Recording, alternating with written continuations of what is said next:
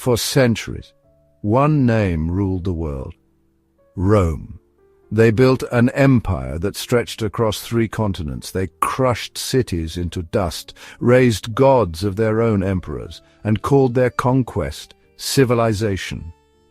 They were what America is now, what Britain once was, the strongest force the world had ever seen. But even giants can bleed. And when they marched too far south, they met her. She didn't just fight Rome, she made them retreat. She made them remember. Enough small talk. Let's get started. Long before Rome crowned its first emperor, there was a kingdom in the south, older, wealthier, and just as fierce.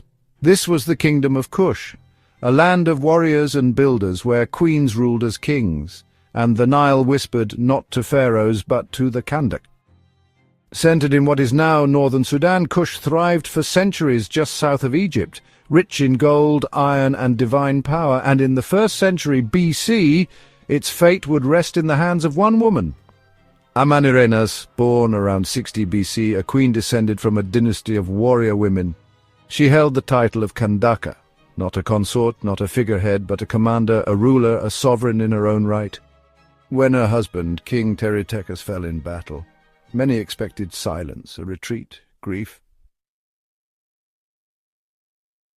But Amanirenas gave them war.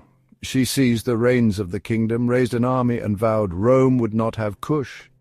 Rome had just devoured Egypt. Augustus claimed the Nile as his prize, and next in their sights was Kush. But they weren't ready, because the moment Rome crossed the border, she struck. She didn't just defend her land, she shattered their forces, and she didn't stop there. For 4 long years the desert shook with war. Rome struck back with fury. They sent legions south, led by Gaius Petronius, and a man with orders from Augustus himself: erase the insult. Syene, retaken. Philae, reclaimed. They pushed deep into Kushite territory, burned the ancient city of Napata to the ground. But what Rome didn't understand was that Amanirenas had already moved her people. Napata wasn't the heart of Kush anymore. Meroe was, and it was far from broken. In open combat, Rome had the edge: armor, formations, discipline.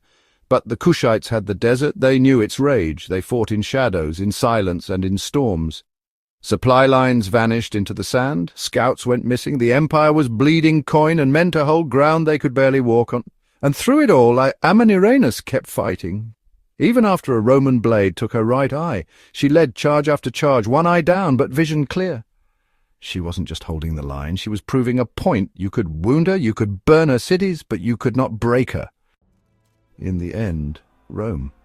Yes, Rome did something it almost never did.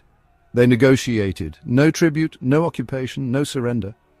She had marched into the empire's shadow, lost an eye, and walked away with her kingdom still free. History doesn't speak her name often. She isn't in their textbooks, but in the red sands of Sudan, her story still echoes. A queen who defied an empire, who stared down the most powerful force on earth at her and didn't blink.